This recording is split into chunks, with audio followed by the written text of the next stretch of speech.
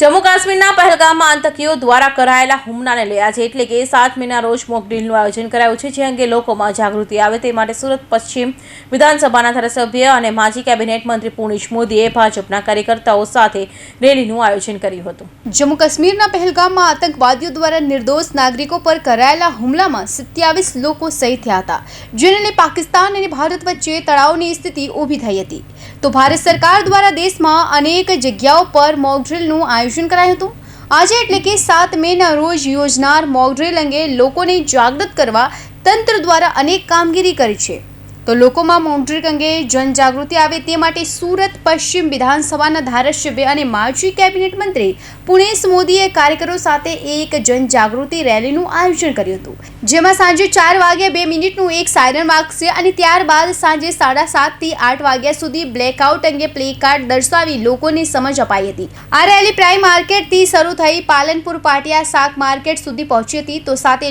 લોકોને પુણેશ મોદીએ માહિતી આપી હતી। જે પ્રકારનું આજે સુરત મહાનગરમાં સાંજે 4 વાગે સાયરન વાગશે,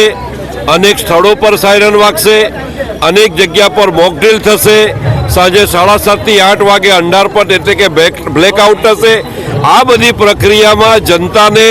સતર્ક રહેવા માટે, સાવધાની રહેવા માટે, કોઈ અફવા ન ફેલાય, કોઈ ગભરાટ ન થાય, કોઈ દુષ્પ્રકારનો પ્રચાર ન થાય, આ બધી જનજાગૃતિ અભિયાનના ભાગરૂપે આજે અહીં અનીપાર કડાજનથી આ રેલી કાઢવામાં આવી છે અને લોકોને આપ જોઈ શકો છો, પ્લેકાર્ડ છે, બેનર છે કે જનતામાં અવેરનેસ આવે અને એને ખ્યાલમાં આવે અને એ બારીકાઈથી નિરીક્ષણ કરે કે મોક ડ્રીલ દરમિયાન આપણે કેવી રીતે વર્તવાનું, કેવી કાળજી રાખવાની, કેવા પ્રકારનું આપણું અંધારપટમાં ઘરની એક પણ ટ્યુબલાઇટ ન સળગે, કોઈ બલ્બ ન સળગે, આ વગેરે બાબતોથી જનતામાં એક પ્રકારની જાગૃતિ આવે એના ભાગરૂપે આ રેલીનું આયોજન છે।